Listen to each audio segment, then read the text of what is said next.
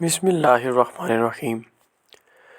حضرت عمر بن خطاب رضی اللہ تعالیٰ عنہ خلافت سنبھالنے کے بعد بیت المال میں آئے تو لوگوں سے پوچھا کہ حضرت ابو بکر صدیق رضی اللہ تعالیٰ عنہ کیا کیا کرتے تھے، تو لوگوں نے بتایا کہ وہ نماز سے فارغ ہو کر کھانے کا تھوڑا سا سامان لے کر ایک طرف کو نکل جایا کرتے تھے۔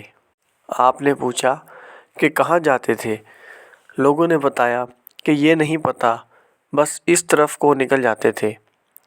آپ رضی اللہ تعالیٰ عنہ نے کھانے کا سامان لیا اور اس طرف کو نکل گئے۔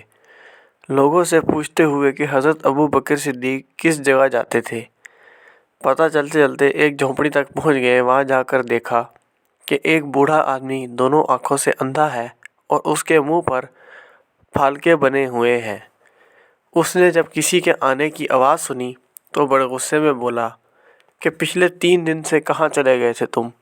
آپ رضی اللہ تعالیٰ عنہ خاموش رہے اور آپ اس کو کھانا کھلانا شروع کیا تو اس نے غصے سے کہا کہ کیا بات ہے، ایک تو 3 دن کے بعد آئے ہو اور کھانا کھلانے کا طریقہ بھی بھول گئے ہو۔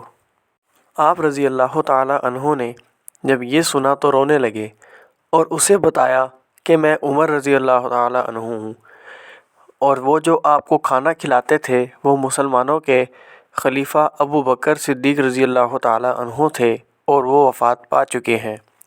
جب اس بوڑھے نے یہ بات سنی تو کھڑا ہو گیا اور کہا کہ اے عمر، مجھے کلمہ پڑھا کر مسلمان کر دیں۔ پچھلے 2 سال سے وہ آدمی روز میرے پاس آتا تھا اور کھانا کھلاتا رہا، ایک دن بھی اس نے مجھے نہیں بتایا کہ میں کون ہوں۔ دعا ہے کہ اللہ تعالیٰ ہمیں اس واقعے سے سبق سیکھنے کی توفیق عطا فرمائے، آمین۔ آپ سب ایک مرتبہ درود شریف پڑھ لیں۔ اللہم صلی علی سیدنا و مولانا محمد و علی آلہ و اصحابہ و بارک وسلم۔